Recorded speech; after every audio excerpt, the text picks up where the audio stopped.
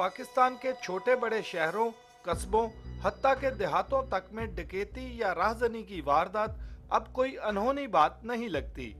शायद इसीलिए अवाम की एक बड़ी तादाद में ये तासुर पाया जाता है कि यहाँ डाकू राज है। ये कितना दुरुस्त है? आबादी से तेज रफ्तार डकैती की वारदातों ने पाकिस्तानियों का जीना क्यों और किस हद तक दोभर कर रखा है? डाकुओं के गिरोह कहां और कैसे तश्कील दिए जाते हैं? लेके जानी। पुलिस को डकैती की वारदातों का पहले से इल्म होता है, इसमें कितनी हकीकत है? टेक्नोलॉजी ने डाकुओं की दुनिया में क्या तब्दीली और क्या मुसीबत खड़ी कर रखी है? हमारे कौन से सूबे में डकैती की कैसी वारदातों का रुझान है और कहां कैसे डाकू पाए जाते हैं?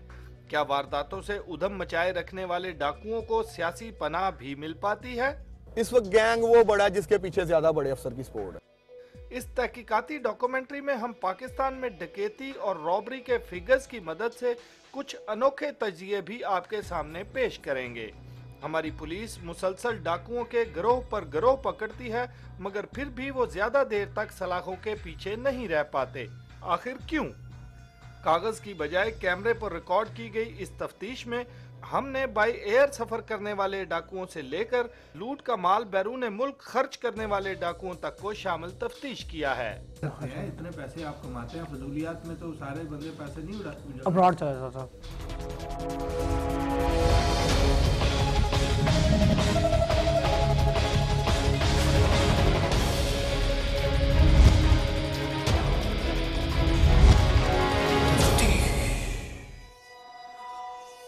गली मोहल्ले से हाईवेज, जबकि राहगीर से हाउस रॉबरी तक हर रोज पाकिस्तान में डकैती और राजनी की सैकड़ों वारदातें होती हैं।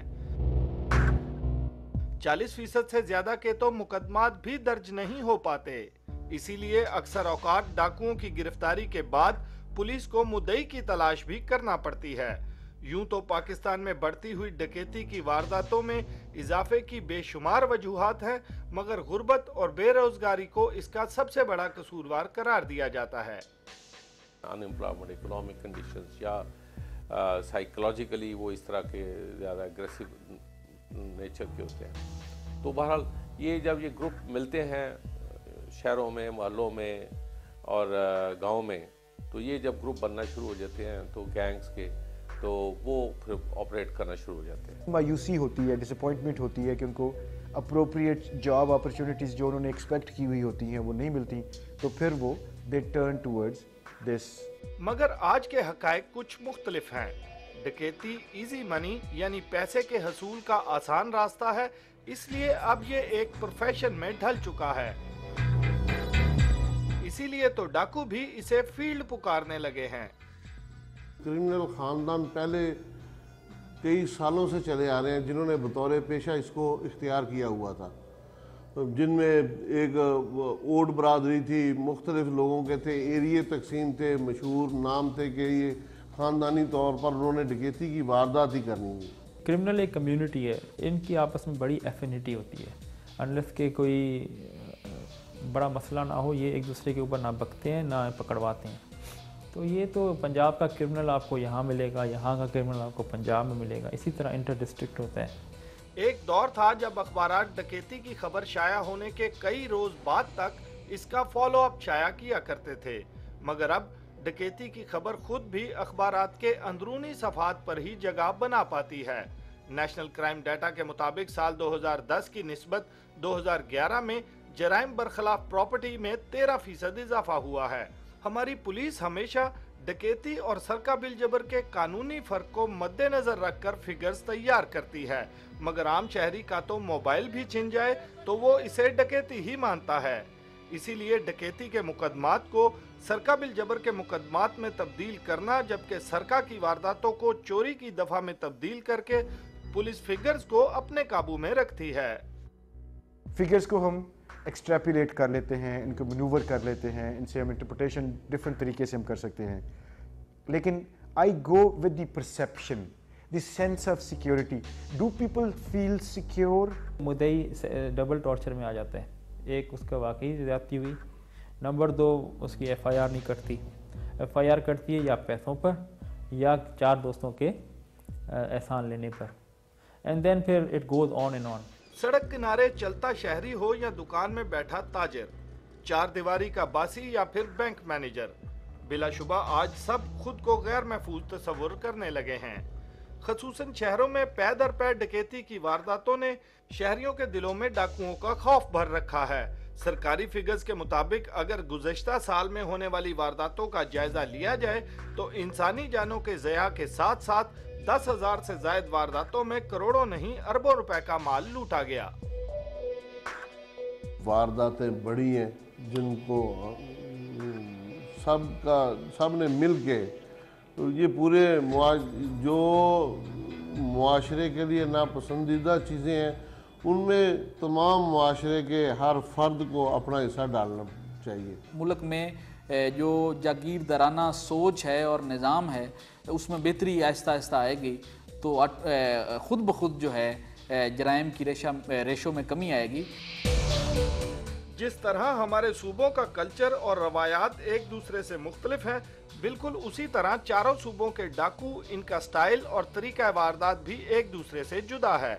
पंजाब की बात करें तो यहाँ शहरों में स्ट्रीट क्राइम ने अवाम का जीना मुहाल कर दिया है, तो देहातों में मवेशी लूटना डाकुओं का पसंदीदा जुर्म बना हुआ है।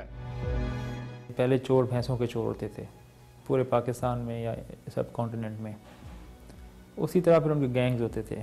लेकिन जिस तरह फिर तरक्की हुई और मैकेनाइज चीज़ें लोगों के हाथ आईं, भैंसों की जगह मोटरसाइकिलों ने ले ली। कराची समेत सिंध के शहरी भी स्ट्रीट क्राइम का मुसलसल शिकार हैं, तो अंदरून सिंध में हाईवे रॉबरी डाकुओं का फेवरेट तरीका है वारदात। जो मेजर फेलुअर है वो पुलिस का ही है कि वो गैंग्स को प्रॉपर्ली डिटेक्ट नहीं कर सके। जहाँ जहाँ काम हुआ है वो नज़र भी आया है, ये गैंग्स बहुत ज़्यादा नहीं होते। अब तो मुझे इतना पता नहीं कि शायद वहाँ पे कितनी वैल्यूज़ चेंज हो चुकी हैं, लेकिन कुछ साल पहले और इवन बलूचिस्तान में भी रोड रॉबरी के दौरान लोग जनरली औरतों को कुछ नहीं कहते थे वहाँ पे, और सैयद को कुछ नहीं कहते थे। Where in Punjab no difference, यहाँ पे वो औरत के भी बालियाँ छीन लेगा और सैयद को भी वो कहेगा कि जो कुछ है निकाल दे। बलूचिस्तान के शहरों में भी स्ट्रीट क्राइम जड़ पकड़ चुका है, जबकि दूर दराज इलाकों में माल बरदार ट्रॉलर्स का लुट जाना एक आम बात है। इसी तरह खैबर पख्तूनख्वा के बड़े शहरों में डकैती की वारदातों में इजाफे के साथ साथ इस फील्ड के खिलाड़ी दहशतगर्दों से भी जुड़े हैं। खैबर पख्तूनख्वा पुलिस रिकॉर्ड के मुताबिक इलाका गैर और सेटल्ड एरियाज में डाकुओं के कई गिरोहों ने अगवा बराए तावान और बैंक डकैतियों में मुलविस मुख्तलिफ तंजीमों को या तो ज्वाइन कर लिया है या वो उनके लिए काम कर रहे हैं।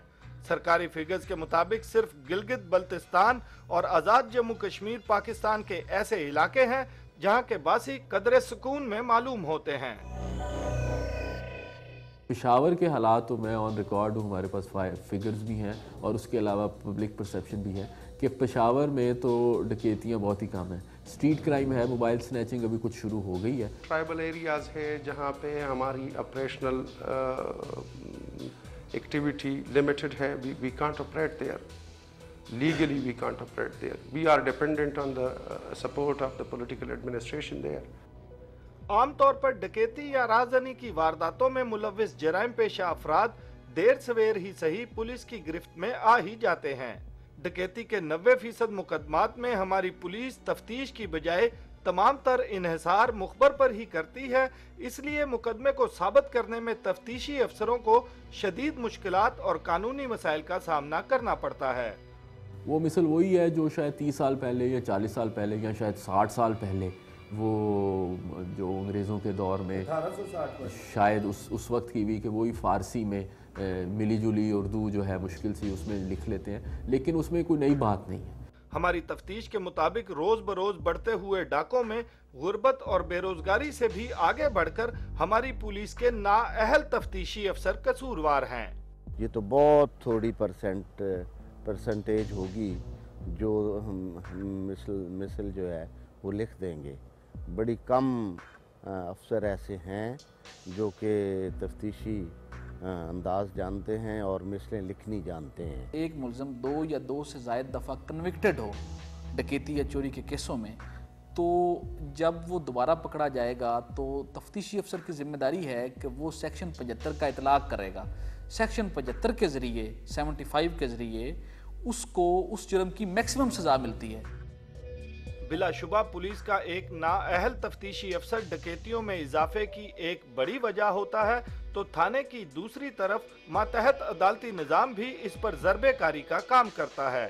اس سے کام کرانا ہے، اگر وہ کرپٹ ہے تو وہ کہیں گے جی فلاں افسر کرپٹ ہے، اس کے فلاں کے پھر یہ پیسے لیتا ہے، یا فلاں جج ہے وہ پیسے لیتا ہے تو کس کے تھرو لیتا ہے، اس کو تھرو رابطہ کرو تاکہ تمہاری ضمانت جلد ہو جائے. تو یہ بڑا اس لحاظ سے لکھا پڑھا نہیں ہوتا، لیکن یہ ایک سینہ بسینہ ایک قسم کی انفارمیشن ایکسچینج ہو رہی ہوتی ہے اور جس سے وہ چیزیں یہ بینیفٹ اٹھاتے ہیں. عدالتوں نے جو سزائیں دینی ہیں وہ تو جب تک گواہ نہیں جائیں گے وہ سزا نہیں دیں گے، تو پھر یہ گواہی دیتے نہیں، اگر دیں بھی تو کچھ ٹائم زیادہ لگ گیا ہوتا ہے اور وہ اس وجہ سے اور ملزم ڈرا بھی دیتے ہیں ان کو. اس کا اندازہ آپ اس بات سے کر سکتے ہیں کہ اکثر اوقات گرفتار ہونے والے ڈاکوؤں کے سفارشی تھانے دار کو صرف اس کی گرفتاری ڈالنے کے عوض بھی رشوت دیا کرتے ہیں. نہ جانے انہیں عدالت سے انصاف کی امید ہوتی ہے یا پھر یہ ان کے باہر جانے کا محفوظ راستہ.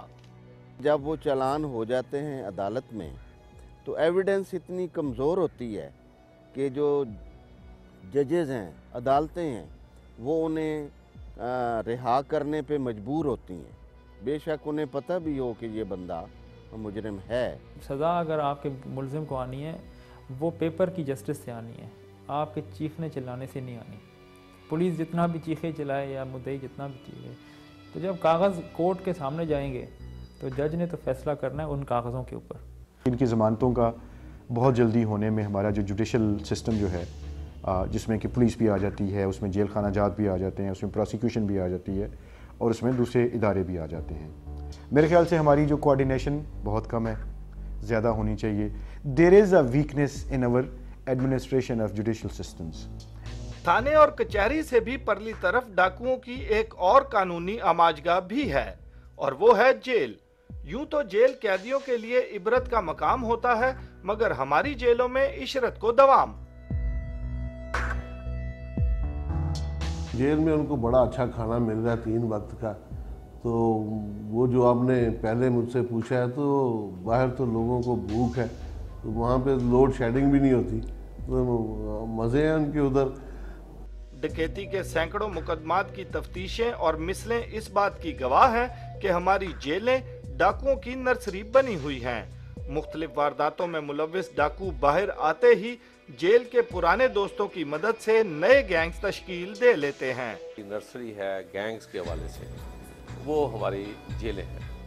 اب یہ جب جیل میں چلے جاتے ہیں تو وہاں مختلف ٹائپ کے اور مختلف علاقوں سے کرمنلز جو ہیں وہ جیل میں بند ہوتے ہیں، اور وہاں پھر ان کی آپس میں جب ملاقات ہوتی ہے تو وہ پھر آپس میں نوٹس ایکسچینج کرتے ہیں.